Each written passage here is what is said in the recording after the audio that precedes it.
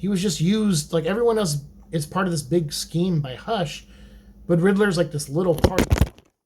Hey, what's up, citizens of Gotham? We are here with our first Cryptozoic box break on this channel. Even though I have had Cryptozoic cards before, especially DC cards, this is a new card set in their line of essential trading cards.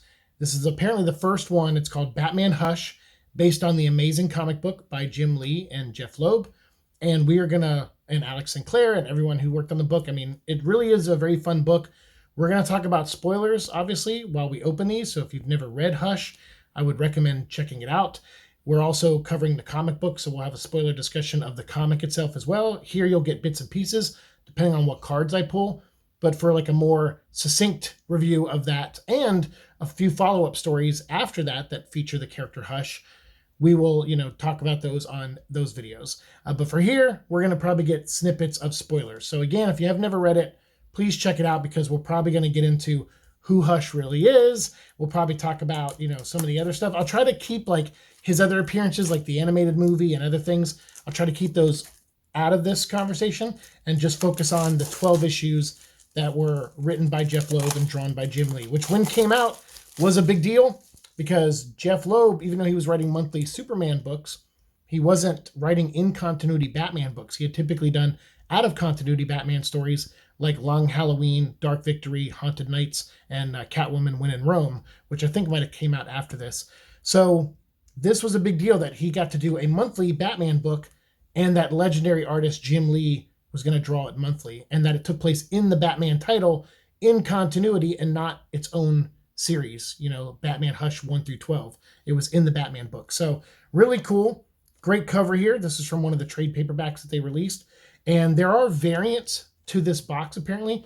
You can get, they're not numbered, but I think they're just rare, like one in every case or one in every other case. There is different art, apparently. I haven't seen any yet, but they exist. Now these, again, are from Cryptozoic. The packs are really nice. I really dig that. And they got the omnibus unwrapped version of the art on the cover there with Batman's half on one side and the bandages from Hush on the other. So there's 24 packs per box, and we got these boxes from Dave and Adams. So big shout out to them. There's great artwork on the back too. And then look for inserted autographs. I love that the font is really big, and that's really good. A lot of times you see these and they're really, really small, but there's autograph cards that are one in every 13,000 packs. So, that'd be awesome if we pulled one of those, but I don't know. I rarely pull autographs, did in the Moon Knight one, but we just bought so many boxes that the odds were in our favor. But in this one, we're just able to buy these 4 boxes. So we're going to make 3 videos, and then we're going to do 24 packs as single short episodes, and we're going to go pack by pack.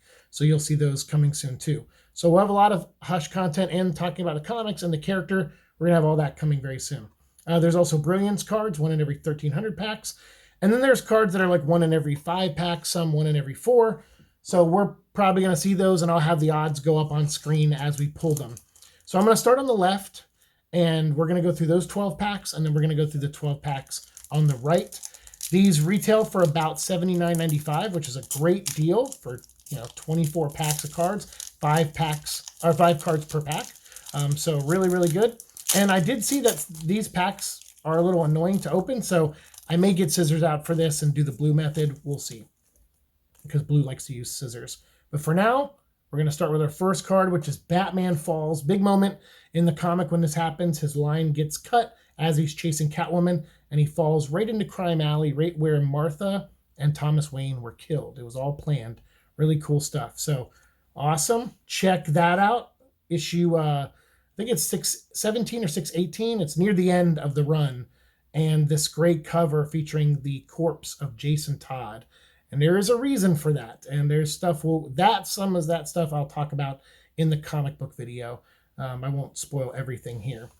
Now these are a little bit rarer to get. This is the annotated cards, and these are moments of the comic that are just, focused on. So this is when Batman has just defeated Killer Croc, and I believe Amanda Waller and her team is coming to recapture him and bring him back to Arkham. So that's really cool. And then I think you get some notes on the back. The reason it's annotated is because you get a note from either Jim Lee or Jeff Loeb about this. So this is from Batman 610, page 19, panel 1. And they just tell you a little bit about that moment in the comic. So I'll set that aside there. We'll start making our piles. This is really cool, meeting an old friend. This is, I believe, Harold. And there's a whole story behind him, and we'll talk about it in the comic book episode. But really neat character. It was cool that they brought him back, albeit briefly, but they brought him back for this, which is cool.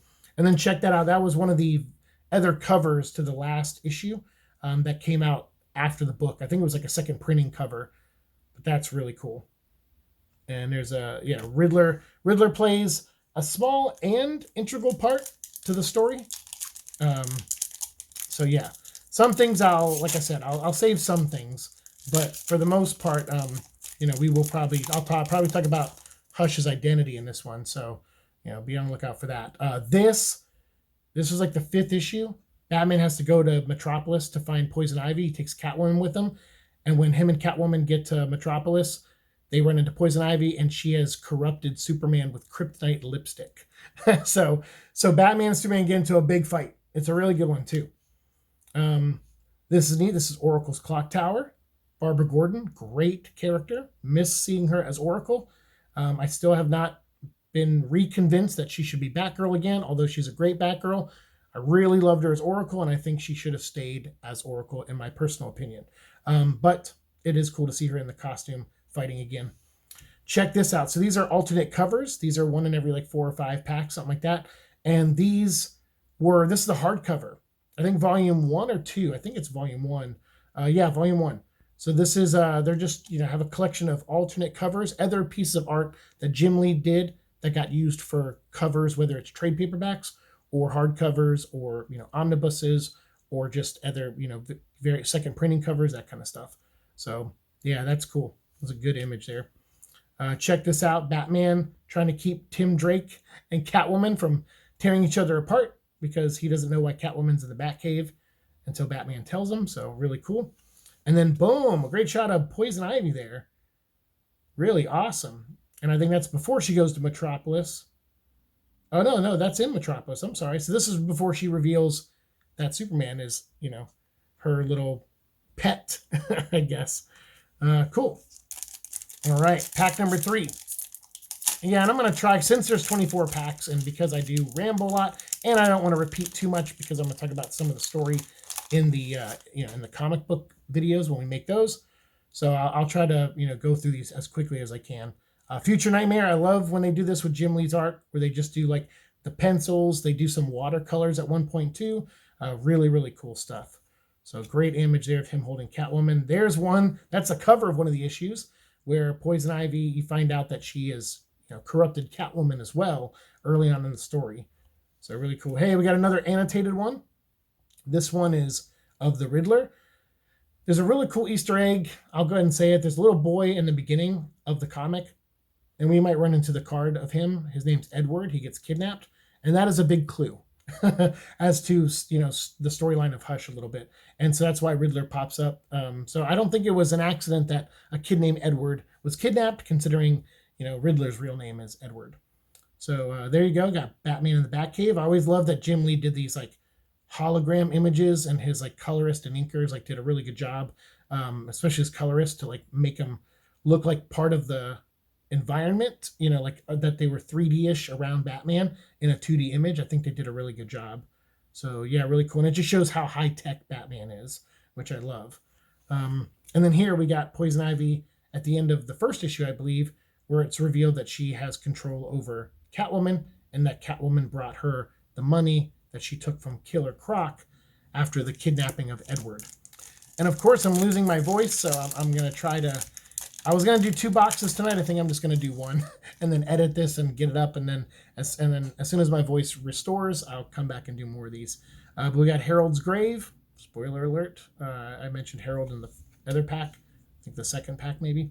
Tommy's Funeral. So one of the elements of this story is that Batman runs into a childhood friend of his that really didn't exist before. They just added Tommy to this storyline to kind of build the intrigue of who Hush is and what's going on. And Tommy is this character that just was a childhood friend, kind of like how in Batman Begins they made Rachel his childhood friend. in the comic universe, they kind of said, oh, he did have a childhood friend, and it was Tommy Elliott. So that's who Tommy is. So here's part of the puzzle. So it's two-sided, and these were a wraparound cover done by Jim Lee, where on one side it's the heroes standing in Gotham, and the other side it's the villains standing in a graveyard, I think. So very cool. So I'll put that over here because we might, hopefully get the other ones soon. Lois and Superman do play a good part in this, as does LexCorp. There's a point where Talia, Ra's al Ghul's daughter, is running LexCorp because Lex is president of the United States at this point, which was also a story that Jeff Loeb was doing in the main Superman books. So Lex couldn't run his own company as president. There was like a conflict there, obviously. And so he had to give up his company. And I believe Talia, using Ra's al Ghul's money and everything, bought out LexCorp and was running it herself in Metropolis. So yeah, pretty cool. And then here's part of the fight. Batman with a kryptonite ring going against poison ivy possessed Superman. Really, really neat. I don't believe in luck, but if I did, now would be a good time to start. Great line from Batman in that one. Okay. I lost count. I think we're on pack like 5 or 6. I can't remember, but this is a good moment.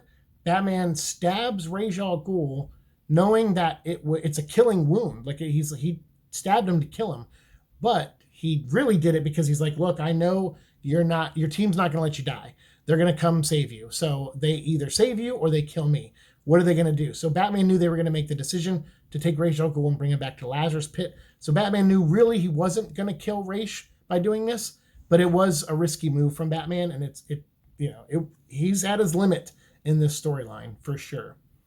We got Hush there in the bandages. Batman fighting him finally. They finally fight in the last issue. We got this other cover here. This is what's used, this image, I believe, for the other hardcovers.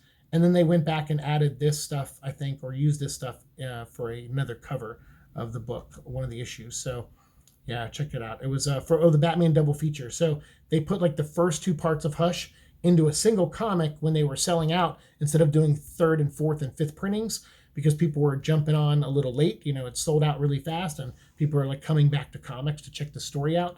And that's why I give this comic a lot of credit, because it did bring a lot of DC fans back to DC after, jumping over and reading a lot more Marvel, and Marvel kind of picking things back up again.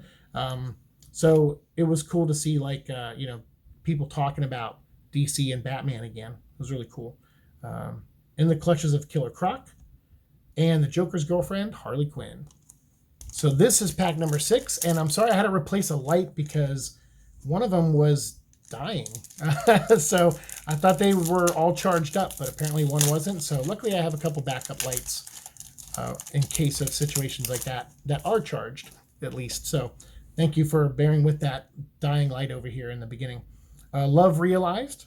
Cool shot. Batman holding Catwoman. This is a big turning point for that relationship with Batman and Catwoman, and I thought it was handled really well. I just wish it kind of ended a little differently. I don't ever think it's a bad thing for Batman to end up with an ongoing love interest. I wouldn't think that would be a bad thing. I think you could tell a lot of interesting stories that way, and they kind of did later on with Tom King in it, but he even dropped the ball on that, and I think that's because of DC editorial maybe at the time. So I don't know, it's hard to say, but great shot here of the grave. Cool cover there. I won't say whose grave. We'll save some things. Check out that. That's one of the trade paperback covers, I think. Let me see.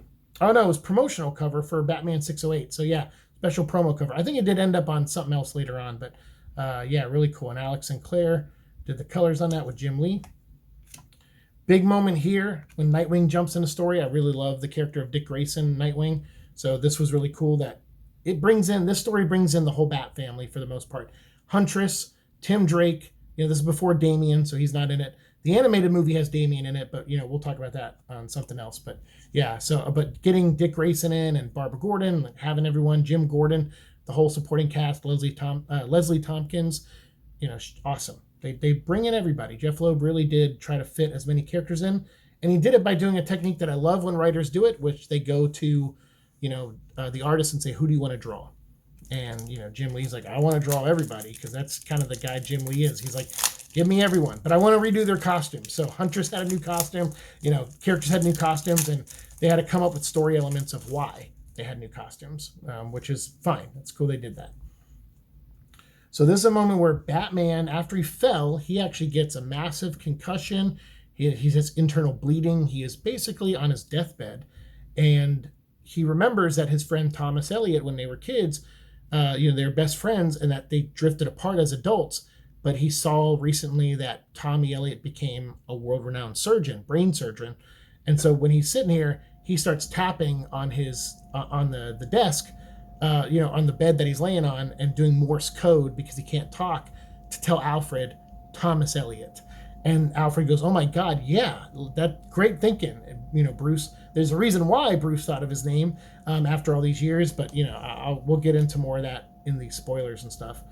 This was cool because Green Lantern shows up, but it was Alan Scott. So there's actually this cool moment where Bruce Wayne, when he was a kid, went to Metropolis with Tommy Elliot, and with their dads were like working together on something, I think, and they go to Metropolis and they look up and see their first superhero, which is Green Lantern. And I thought that was cool that Bruce's like first superhero childhood memory experience is seeing Alan Scott Green Lantern. I thought that was just a cool thing. As a fan of Alan Scott and of the Green Lantern lore, I thought that was cool. We have a dynamic duels. These are like every, I think, 5 or so packs as well. So I'm hoping between the 4 boxes, we're going to get a full set of the dynamic duels, of the annotated ones, the alternate covers. I'm thinking, and even the puzzles. We should be able to complete all of those. But there's going to be one subset that we probably won't be able to cover or get, and we probably won't be able to, I don't know if we'll get an autograph or not, or a Brilliance card because of the rarities, but we're not for lack of trying. They got 4 boxes to go through. So we got Catwoman finds Poison Ivy and enter Harley Quinn. And yeah, there's a lot of like moments of Batman holding a beaten up Catwoman. It's like in this, there's maybe like 4 or 5 times where that kind of happens in the story. So yeah, it gets a little redundant. I don't know if Jim Lee just liked drawing that image, but or maybe it's because the Catwoman's a very strong character, so to see her being supported up is a big deal, But I just think it's a more of a big deal if you only do it once or twice. But yeah, I think there's like 4 times in the series. Maybe I could be misremembering, but here's Hush. What is a friend? Hush always quotes Aristotle. That's kind of his shtick a little bit, is that he quotes Aristotle. So what is a friend? A single soul dwelling in 2 bodies. I always like that quote. There's more to it, but yeah, that's a good one. So we got Hush there, and a second one, he is innocent. The cool thing about this one is that there is a different guy under these bandages than who's under these bandages. In this one, you can see there's a necklace, like a little circle necklace. And in this one, you can't see that necklace. And I'm pretty sure it's not there in the pulled back panel. Because this person here is flipping a coin. So, very cool. I love that. I won't go into more detail than that, but yeah. So here we got Huntress and Nightwing, it looks like, and Gordon, maybe. There's a reason why Jim Lee drew a trench coat on Killer Croc, and then the same one on Jim Lee, and the same one on Hush, and the same one on the coin flip person. There was a reason for that. They wanted to amp up the suspects a little bit. So yeah, really cool. So we got another puzzle piece here with Joker's hand. So I'll put that over there. Cat fight. And Hush silenced. Hush does get shot there. You see the little H there? There is another version of in this story where Hush has a different letter there. So yeah, really cool stuff. I can't wait to get into the comic, because I don't think like Hush, as far as a Batman story, I don't even know if it's in the top 10 best Batman comics out there. I'm pretty sure I could come up with 10 other ones real easily that I would say are better than Hush. But what I like about Hush is that the art's really good. It still holds up. It's fantastic. But it also it's a great intro story. If you have a friend that has never really read comics or wants to know more about certain characters like Batman or get into DC, I feel like Batman Hush is a great introduction story, because you kind of get a little bit of a retelling of Batman's history, but done really quickly, like in 2 pages.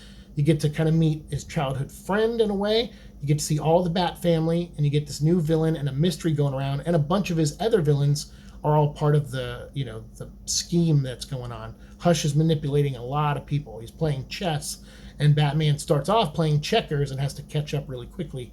So it's really cool. I think it's a great recommendation book, and I would say it's probably in my top 10 of books I would recommend to people, because some of my favorite Batman stories are really dark, and I would say aren't for everyone. Like Night Cries is one of my favorites, and that's a hard one to get through, so I would be very specific on who I recommend that one to, whereas Hush, I would recommend that to almost anybody. But fun fact, Archie Goodwin, who wrote Batman Night Cries, he was the editor that talked Jeff Loeb into doing this Hush story in main continuity. So awesome. I mean, Archie's an awesome person. Chasing Catwoman. Robin. Oh, it kind of spoils it. I was going to try to hold off, but I guess, yeah, it makes sense. The card would give it away. See, he has a different letter. R for Robin. And then the other one has H for Hush. So, yeah, there's a lot going on here. For those who know, there was a Robin that got killed by the Joker. His name was Jason Todd. And he's in the comic books now again as Red Hood. But there were different plans for him originally. And this book was supposed to set those up. But unfortunately, this was like the first major comic book thing that leaked on the internet when the internet became a thing. And people found out this twist and leaked it somehow. So it caused them to course correct. And as far as I know, I don't know if this is actually true. That's just the story I heard from a couple reliable people too. But apparently this was originally going to be the twist, and then they had to change it a little bit. So it's still kind of a twist. It's just not the full twist. Look at that. Awesome Batman cover. I have this poster actually right over there, right behind our bed. It's the second printing of Batman 608, because the first printing was Batman swinging and kicking his foot in the air, and you saw treads on the bottom of his feet, which I always thought was really cool design whenever artists put treads on his boots. And actually the Four Horsemen, they were these sculptors that for Mattel would sculpt these Batman toys, and they would put the treads on the bottom too, and I always appreciated that. So there's Killer Croc. He's attacking Batman. He kidnapped this kid, Edward, because he was mutating, and he was, hoping to get a serum, and he needed the money to pay for the serum to cure him because he was mutating more and more into a crocodile. So he had his reasons to do this, and as far as I know, he wasn't going to hurt the boy, but then he loses his sanity and starts to just try to eat people. And so Batman realized, okay, the boy's definitely in danger now. We got to get him out of here. So, but yeah, again, kind of a hint, the fact that the first, person Batman is saving, sure, it was planned. The kid's name is Edward, just like the Riddler. And then, yeah, see, same trench coat, even though it fits him differently. But yeah, cool. You got Killer Croc there. Chasing the ransom, he follows Catwoman back to Poison Ivy's base and finds out she's the one who took his money. Yeah, these packs are like really waxy, so they're not the funnest. Some of them opened up fairly well, but yeah. We might have to switch to scissors on the second 12, maybe. But we got Batman prepared here. This is when he tells Catwoman, look, Superman's a nice guy. I'm not. So I have this kryptonite ring. If he comes at us, I'm taking him down. So we got that. This is a cover, I believe, from the second issue, battling Killer Croc. What did you want the 10 million for? This is when Batman's trying to figure out what's going on, but Croc is not in a talkative mood because he's mutating, obviously. We got another dynamic duels. This is awesome. It's Huntress versus Catwoman. This is near the end of the book too, when Catwoman realizes Huntress might be being mind controlled, and so she's trying to snap her out of it. So yeah, really cool moment there. And it looks like we got an annotated here. This is question mark. And this is involving the Riddler, because all these other villains were very well part of Hush's plan, but yet Riddler, not so much. He was kind of left out almost, and Batman is curious why.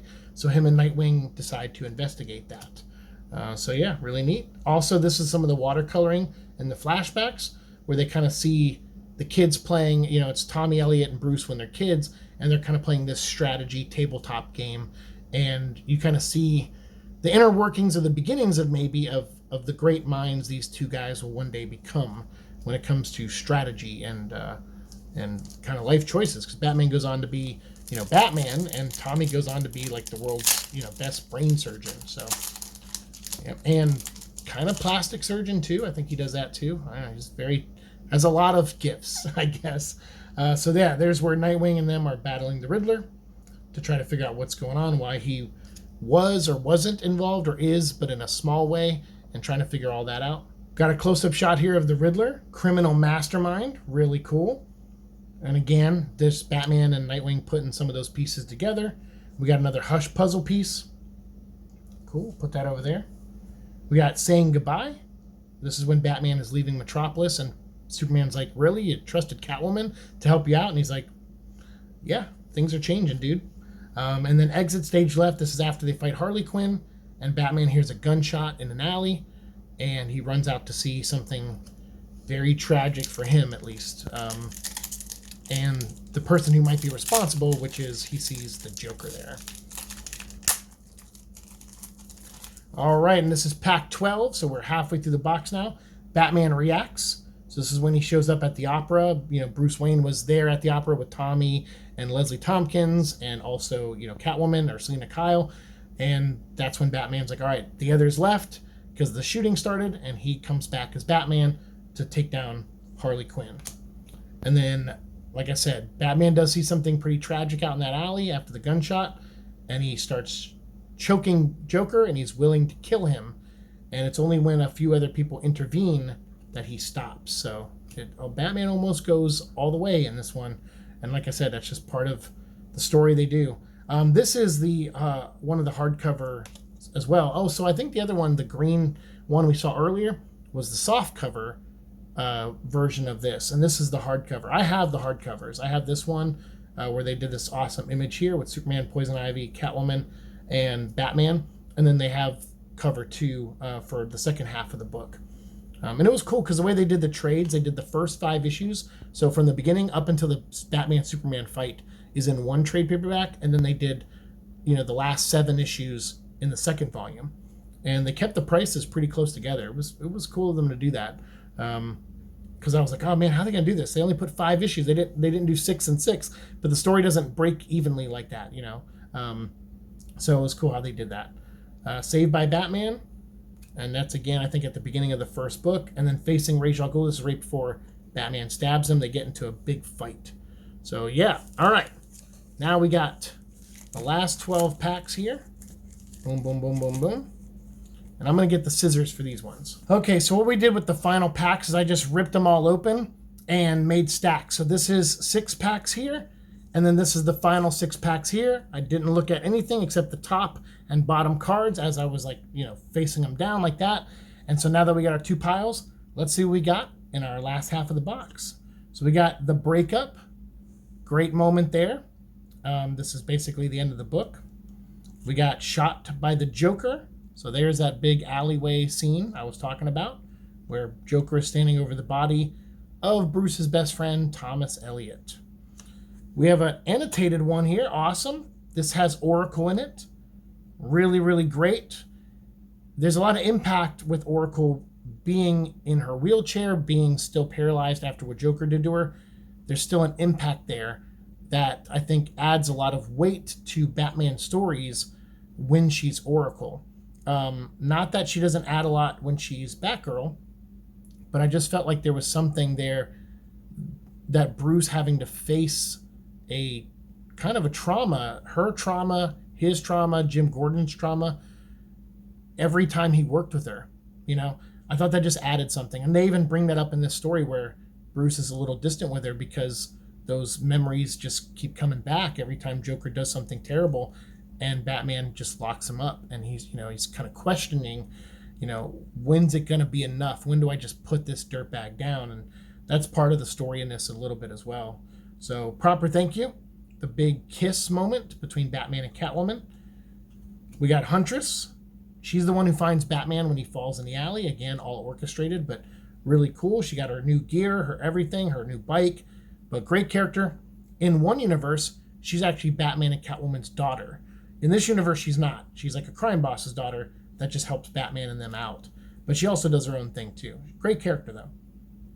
We got Desperate Attack. Batman getting attacked by Killer Croc there.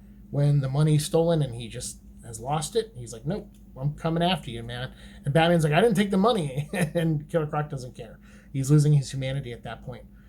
We have Catwoman versus Harley Quinn. A lot of cool fights in this storyline too. Like I said, that's why I would recommend it to people, because there's a lot of cool, very dynamic fight scenes in this story, and kind of iconic ones, especially the Batman Superman one. It's done really, really well. Oh, look at that. We got the center, or a centerpiece. I think it is the centerpiece of the puzzle. So we got Nightwing there, Huntress, Jim Gordon, Superman, Batman's cape over there. So I think it's one of the centerpieces. I don't know how I don't know if they're 9 or 12. I can't remember. We got Crossing Paths. So it's Huntress and Catwoman again fighting. That's the original cover for the first Batman book I was telling you, with the treads on the bottom of his shoes. Really, really cool. Great shot of Alfred. He does play a part in the story too, and he watches as Batman and his, friend Bruce is just slowly draining. It's kind of like in Nightfall when you have this new enemy show up in Bane, and he's just wearing Batman down, and that's kind of something that's happening with Hush. But this Batman has gone through the Bane thing, so he's prepared, or quickly, resets himself pretty quickly compared to what he did with Bane, and he doesn't lose in a fight with Hush like he did with Bane. But that's because some things that Hush didn't anticipate kind of screwed up his plans a little bit. So Batman kind of gets lucky, which is why Hush returning in the new book is kind of a big deal. Gordon intervenes. This is the moment where Batman is ready to kill Joker, and he's even covered in his own blood, or covered in Joker's blood, I should say. So yeah, and then this image here I was talking about, these are the covers to the Absolute Edition, but then a version of them, or a different version of them colored up, are for the soft covers that came out. That's cool. So there's Thomas Elliot operating on Bruce, giving him brain surgery. This is the moment where there's like a gap, like a month or two gap, where after Bruce has the surgery, then his hair grows back and he has to get back on his feet, and he goes through some physical therapy. So they kind of shorthand it. They don't do a whole issue showing all that happen. They just kind of mention it in passing that time has passed. And, and you could tell by the fact that Bruce's hair has grown back too. So yeah, a little shorthand storytelling there, where they're just kind of, we got to get through this, and keep the mystery going. Nightwing helps. Great moment. Cover right there too, I believe, of one of the issues. Really, really cool though. I love that Jim Lee always did the big blimps and the big spotlights. He always made Gotham just really big, like just seemed bigger than a normal city could ever be. And that's what I always liked about kind of the team that he works with doing the backgrounds and stuff. Really cool. Mysterious Figure. That's where we first see Hush, kind of, where we start to get a glimpse of him rescuing Edward. So there you go. That's him first. For one of the first images you see of Batman. The opening of this book is so good. We'll talk about it more when we do the comic one, but the opening is so good, how they do it, where Batman's like scanning and everything and looking for the kid. It's really good. Oh, there you go. There's above the last image we got. So whoa, we got something back here. We got a puzzle piece. Check this out. What is this? So this is Star Power. So these, I believe, are one a box. So this is our box hit right here. Sometimes I think you can get a numbered one, and I think, and then obviously the Brilliance cards and other things, but they did I think 9 of these. So that's really cool. So I'll have that, if I'm wrong or anything, or right, I'll put it up on screen there, like the odds, but I'm pretty sure this is one a box. So we got Killer Croc here. That's awesome. So I'll go ahead and sleeve him, and I'll top load him, just because, like I said, he's our box hit. The Star Power cards are the box hit. So very cool. So I'll tuck that off up there. Cool. Awesome. I didn't even, like I said, when I did the stacks, I just set everything down like this after I took them out of the pack. So nice. I'm glad we hit that. Dent visits Gordon. I mean, we were going to get a Star Power no matter what, but I like that we got a Killer Croc one. That's cool. We got Scarecrow. He does show up. He's riding Huntress's bike, and there's a reason for that too. If you don't remember, Jonathan Crane is a psychologist, and Hush uses that part of him as much as he uses the Scarecrow persona to manipulate this whole scheme too. So there's a lot going on. A lot of villains get used by Hush. This is a great moment where Hush takes off his bandages and reveals something to Joker. Well, a Hush, I guess. And then we have Catwoman, this is when Bruce, right as this Hush is taking off his bandages to Joker, we have Bruce revealing that he's Bruce to Catwoman. Whoa! Speaking of numbered, check that out. Now this, I don't know off the top of my head what it is. I mean, it's obviously like some kind of sparkle card that's numbered to 50. It's 17 out of 50, and it's of the Riddler. Hush. It started as a joke. You know, we had to keep it a secret. Yes, that is cool. So, dude, Criminal Mastermind, we got as a numbered sparkly card. That's really cool. I'm very excited for that. Awesome. So between that and the Killer Croc, so we got a numbered card in this box. That's cool. I don't know if they're one a box or not. Hopefully the odds show that on there, or whatever that is. But obviously it's a base card, but just a version of it that's numbered to 50, which is great. Here we go. This is the beginning of the book. Batman, like I said, scanning, looking for the kid. He's burning through the locks, trying to get in and stuff. So you can see Batman use his gadgets and everything. It's really cool. From the Lazarus Pit, you have his fight in the graveyard with a resurrected Jason Todd. We'll get more into that when we talk about the comic. Here's the cover to issue 6, whatever it is, 12 or whatever, when they're fighting each other. This is the part 5 of the Superman Batman story, or of the Hush story, where Superman and Batman face off. So he doesn't have the poison ivy thing on here, so they didn't give it away on the cover of why they were in this pose. And then sometimes people were like, it's just a pose. It's nothing like this is gonna be inside the book. But no, the book is about Superman fighting Batman in that issue, and it's really cool. So here's Batman, like I said, choking out Joker, ready to kill him.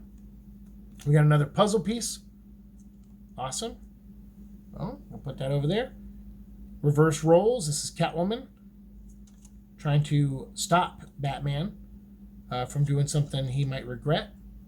And we got this cool shot of Batman in the cave. This is from the interlude, which is really cool. Wizard magazine used to be this thing that they released, monthly, that would talk about comics, have interviews in it. It was a really cool magazine, and it doesn't exist anymore, sadly. But what they did was, because Wizard was such a big part of promoting comics, they decided to do a two-page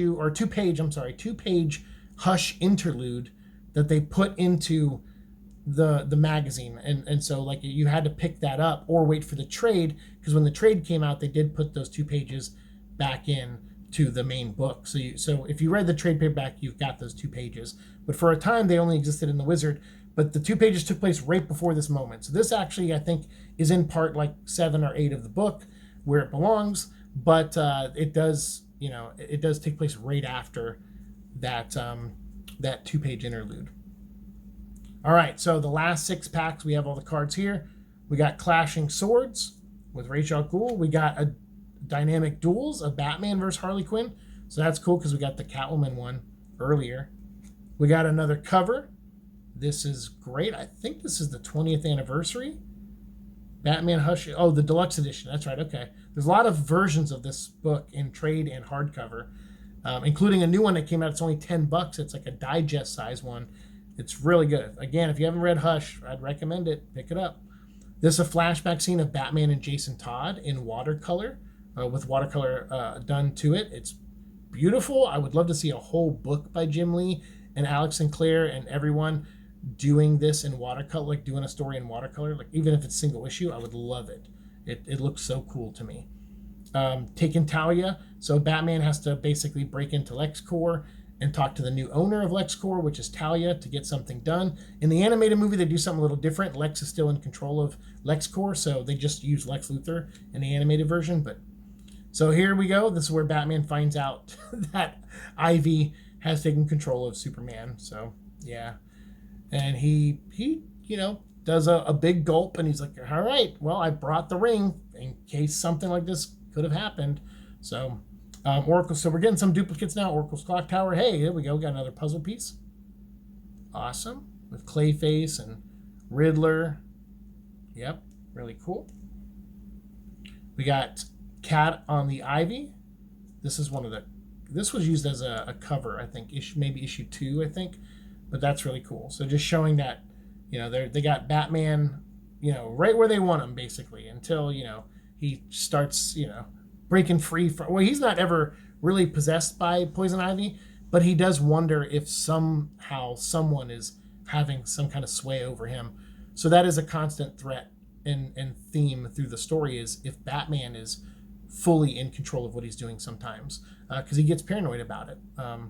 So yeah, so we got Little Bird there again, separating them. We got this card again, Future Nightmare, another duplicate, Claws and Thorns. There's only 72 cards in this set, so chances are 2 or 3 boxes will get us the full set of the base cards.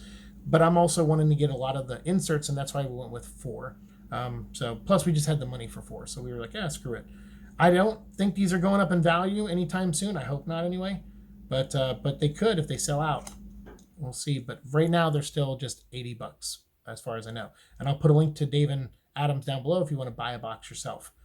But when I saw this and I was like, dude, a whole set of cards with Jim Lee's artwork, I'm buying it. Even though I own every single issue of Hush, I own all the trade versions. I own the black and white version, the noir version, the unwrapped version, just the pencil version. You know, I own the absolute edition. I own the 25th anniversary edition. I own the digest one now. Like I own pretty much all of them. And so you would think, why would you need another thing with all the art? I just love it that much. So that's why. So yeah, again, more this pack. Actually, that pack is almost duplicate verbatim, but we got a different alternate cover. That's really cool, and that's the pencil art of issue 5 or part 5 of the story. And this was used as a second printing because that issue, of course, sold out because it was a really good fight between Batman and Superman. Maybe not as intense as like the Dark Knight Returns version, but still a really good fight between the two characters.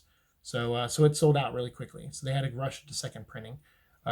Poison Ivy Mastermind, Lois Lane again, Ra's al Ghul, Battling Hush again, duplicates. That's great. That looks like the other center. Oh, and you got Joker's face on the other side. That's cool.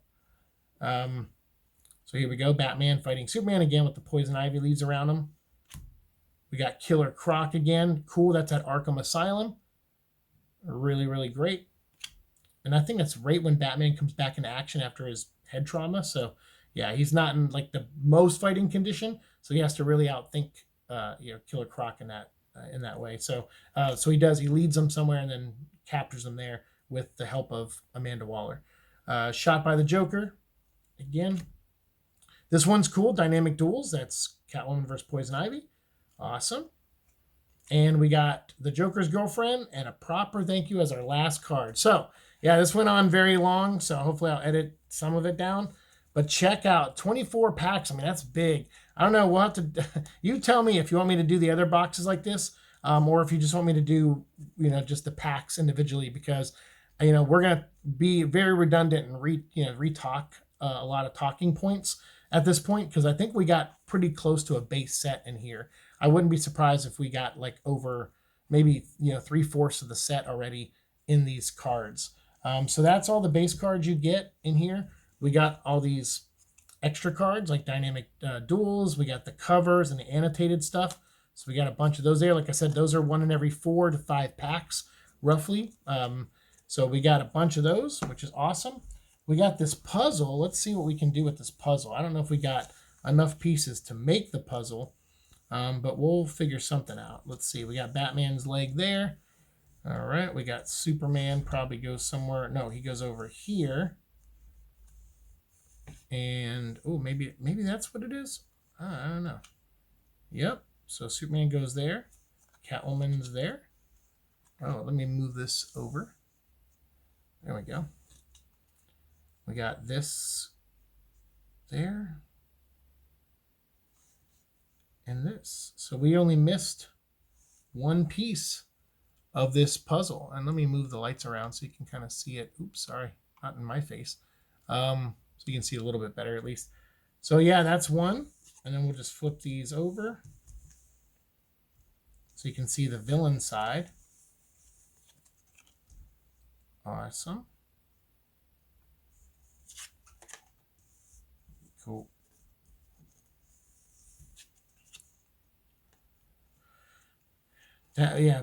That Joker face is just creepy, dude. So then there you have most of the villains ones as well. So if we get 2 full puzzles, it'll be cool because in the binder I can showcase them both and show them off. But yeah, so we're just missing one down here. So awesome. That's a cool puzzle piece. And then of course our numbered Riddler and our star power Killer Croc. So that's cool. We got kind of the first villain you see in the story and someone towards the end. The animated movie is a little different, so I won't spoil that one right now. But anyway, these are awesome. They're by Cryptozoic. $80 for a box for 24 packs, 5 cards per pack is a great deal in my opinion, especially if you are a Batman fan. And apparently this is going to be a new line where they focus on the essentials. They're going to look for major stories or major movies or something related to DC that they can just focus on and make a full card set out of. And the fact they started with Hush is awesome because I always consider this story a very good introduction story to a lot of DC things, especially the world of Batman. And it has a lot of other DC elements to it that just make it feel really cool. And I feel like it would be a good introduction story for a lot of people who want or are curious about reading comics. So I think that's cool that they started with it as cards to maybe bring people into the world of cards too. So let me know what you think down below, and we'll keep talking as always down there. Thanks so much. See you in Gotham. Peace.